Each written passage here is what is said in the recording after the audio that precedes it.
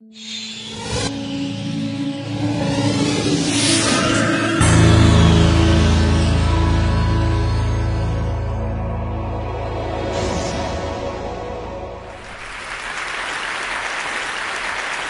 few weeks ago, I was in my studio in Paris, and the phone rang, and I heard, "Hey, JR, you won the TED Prize 2011.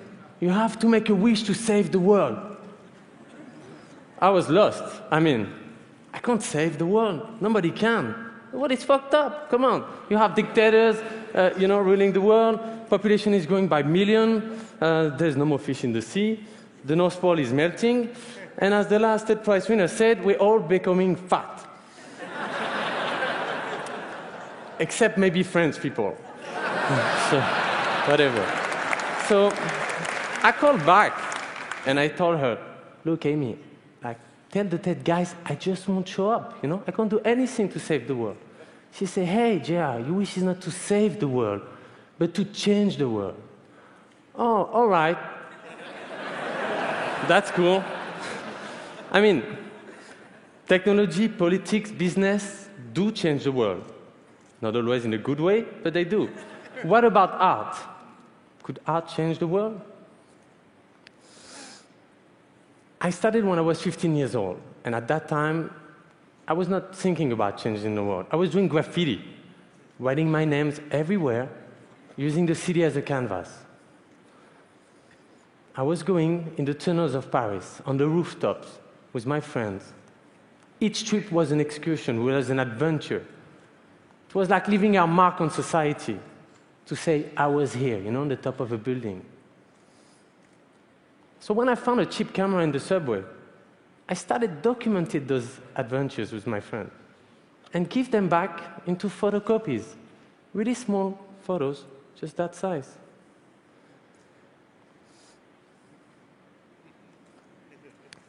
That's how, at 17 years old, I started pasting them. And I did my first expo de rue, which means sidewalk gallery.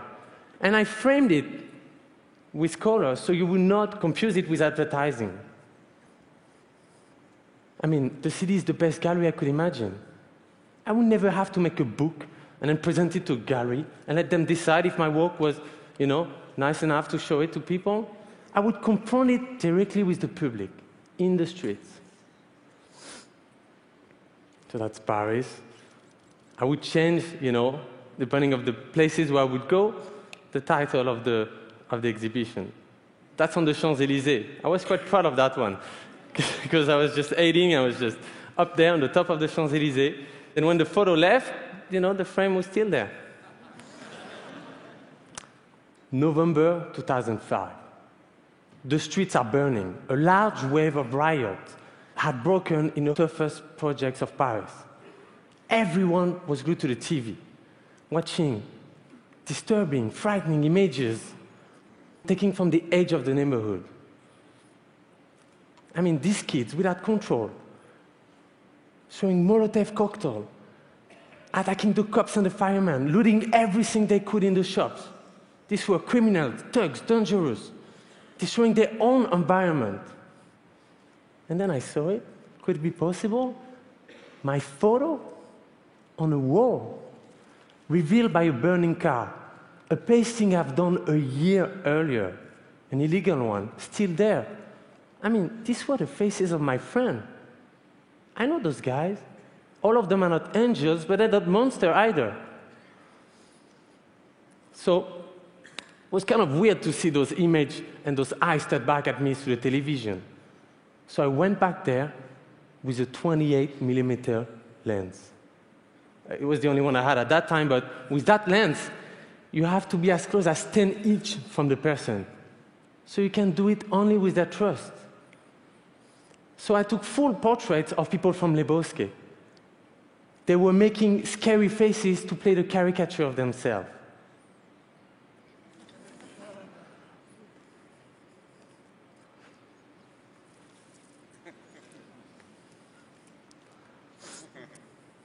And then I pasted huge poster everywhere in the bourgeois area of Paris with their name, age, even building number of these guys.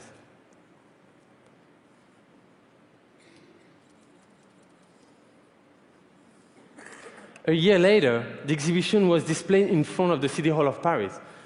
And you go from a thug images who've been stolen and distorted by the media, who's now proudly taking over his own image. That's where I realized the power of paper and glue.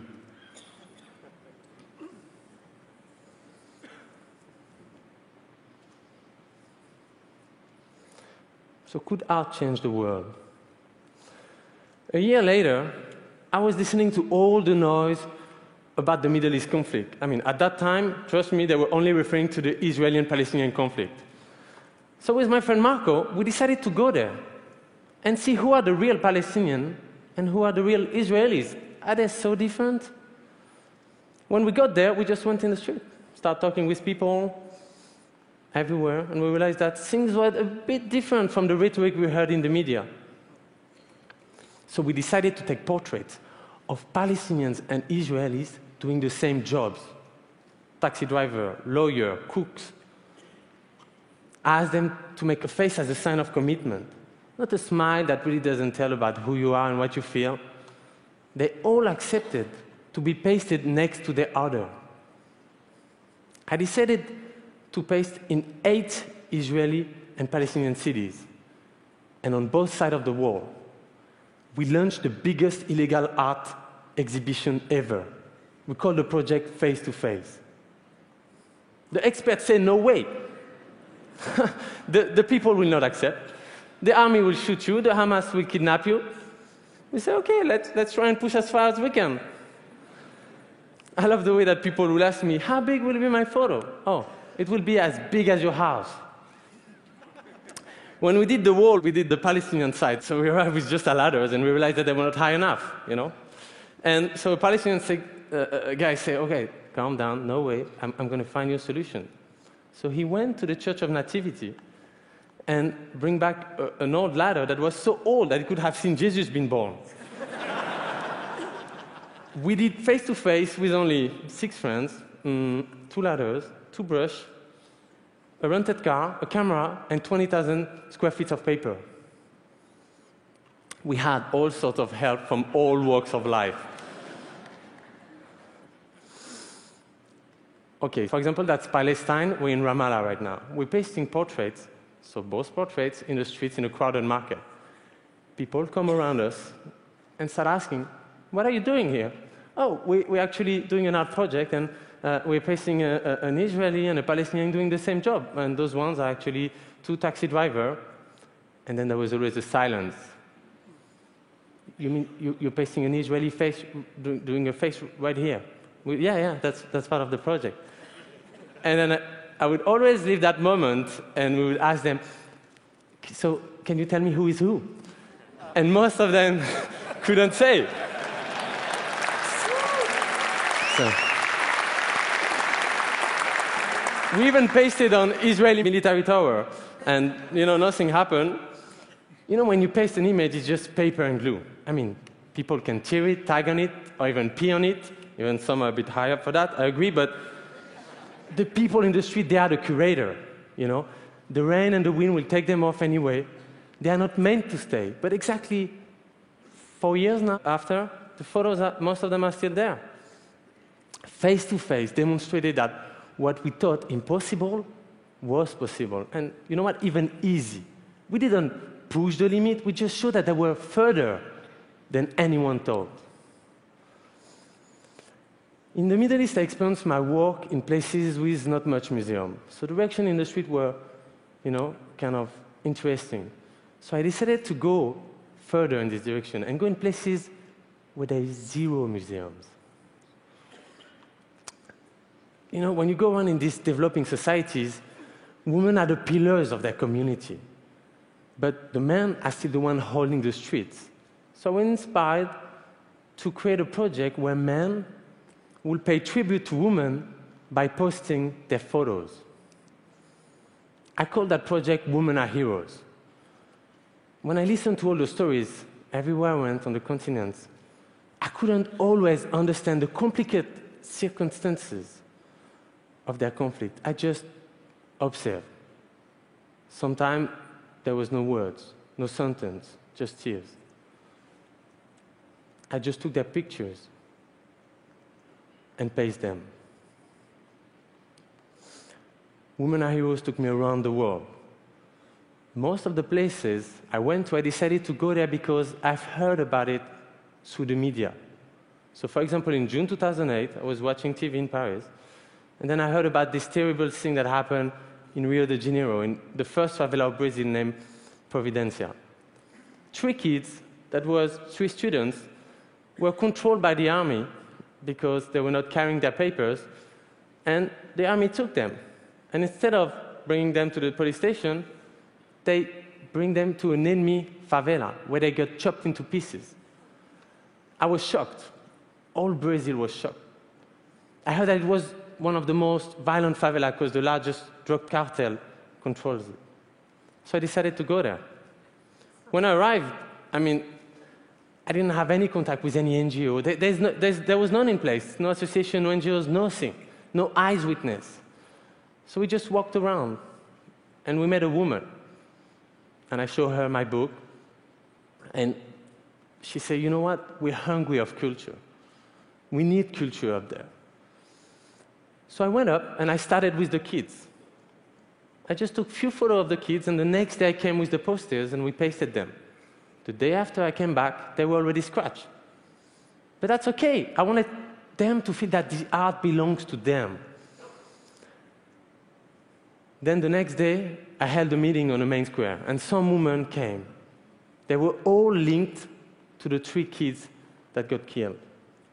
There was the mother, the grandmother, the best friend. They all wanted to share the story.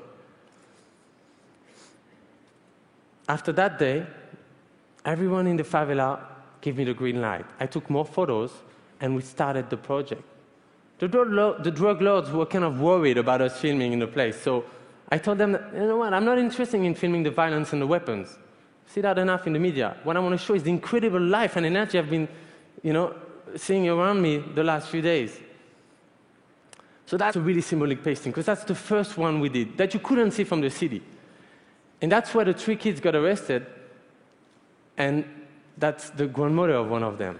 And on that stairs, that's where the traffic control always stand, and there's a lot of exchange of fire. Everyone there understood the project. And then we pasted everywhere, the whole hill. Thank you.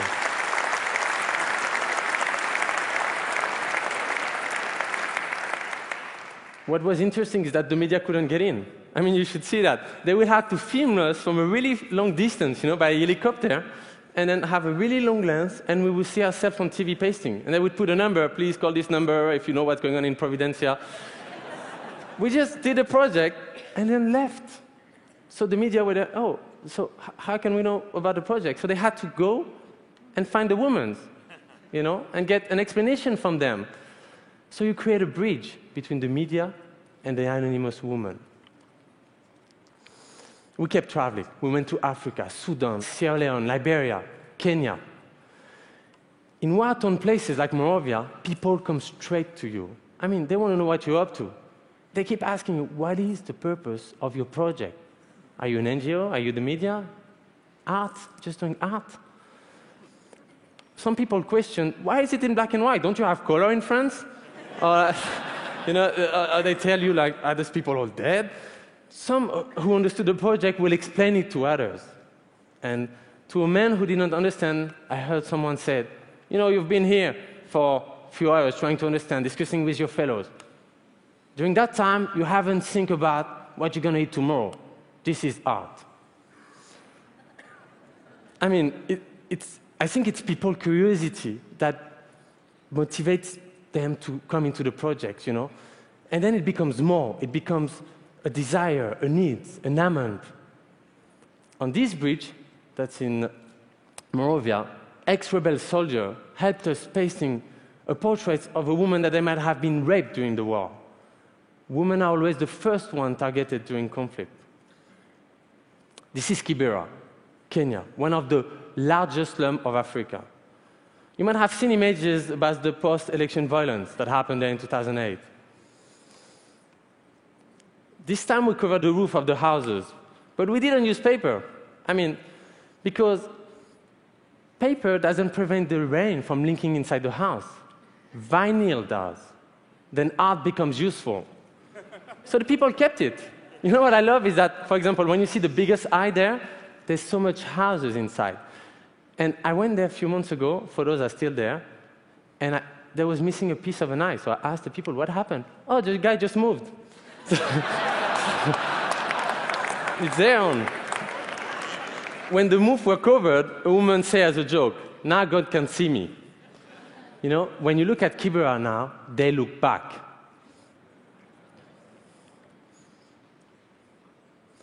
Okay, India. Before I start there, just so you know, each time we go in a place, we don't have authorization, so we set up like commandos. You know, we're a group of friends, we arrive there and we try to paste on the walls. But there's places where you just can't place on the wall. In India, it was just impossible to paste. Like I heard culturally and because of the law, they would just arrest us at the first pasting. So we decided to paste it white. White on the wall. So imagine white guys pasting white papers. So people would come to us and ask us, hey, what are you up to? Oh, you know, we're just doing art. Art? Of course, they were confused. I mean, but you know how India have a lot of dust in the street? And the more dust you would have going up in the air, on the white paper, you can almost see it, but there's a sticky part, you know, like when you reverse a sticker. So the more dust you have, the more it will reveal the photo. So we could just walk in the street during the next days, and the photo would get revealed by themselves. Yeah. Thank you. So we didn't get caught this time. Each project, that's a film from Women Are Heroes.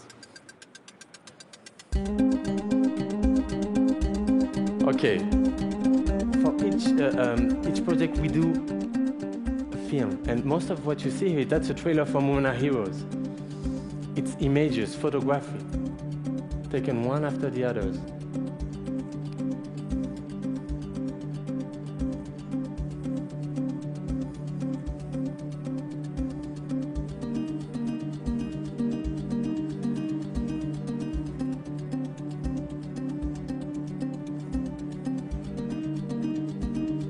And the photo kept traveling even without us.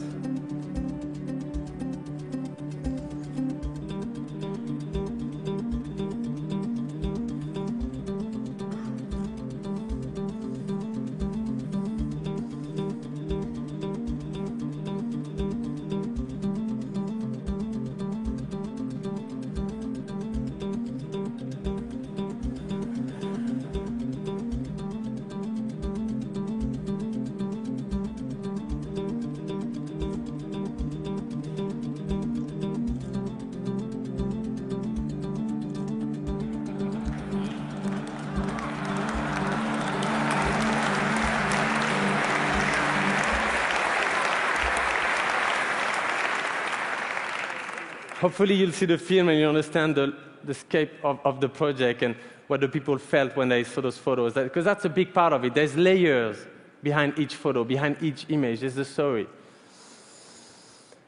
Women Are Heroes created a new dynamic in each of the communities. And the women kept that dynamic after we left.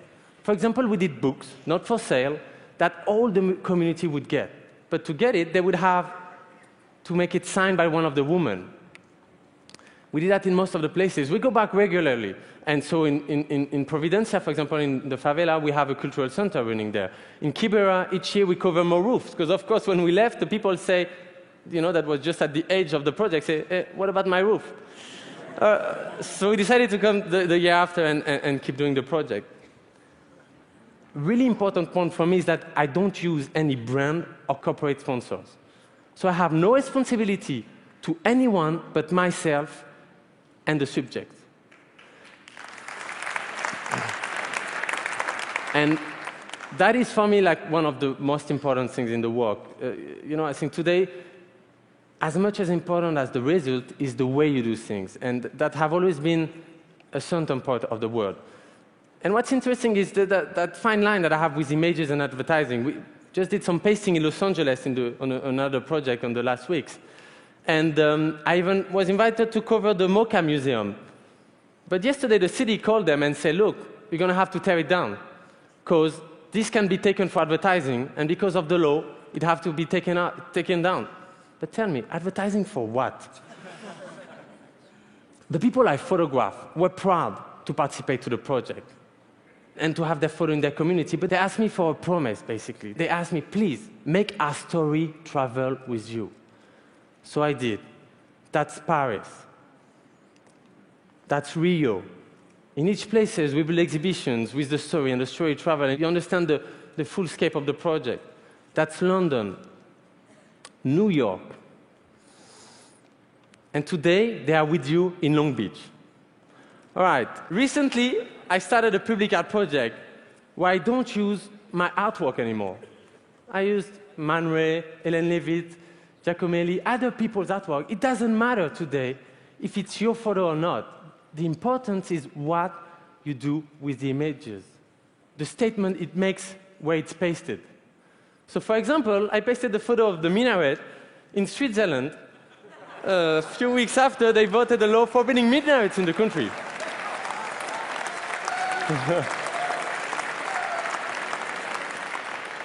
This image of three men wearing gas masks were taken in Chernobyl originally, and I pasted it in southern Italy, where the mafia sometimes bury the garbage under the ground. In some way, art can change the world. I mean, art is not supposed to change the world, to change practical things, but to change the perceptions. Art can change the way we see the world. Art can create an energy. Actually, the fact that art cannot change things makes it a neutral place for exchanges and discussions, and then enables it to change the world. When I do my work, I have two kinds of reaction. People say, oh, why don't you go in Iraq or Afghanistan? It would be really useful. Or, how can we help? I presume that you belong to the second category. And that's good, because for that project, I'm going to ask you to take the photos and to paste them. So now my wish is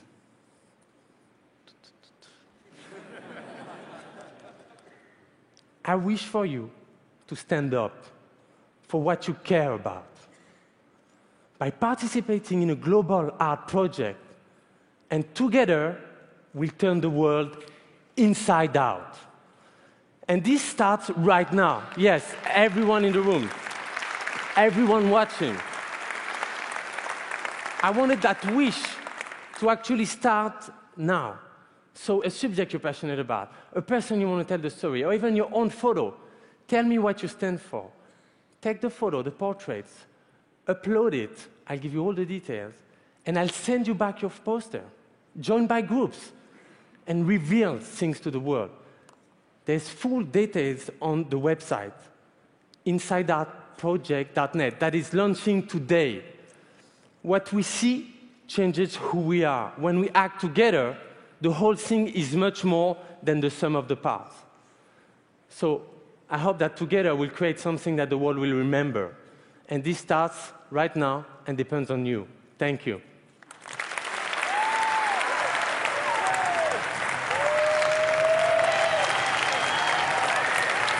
Thank you.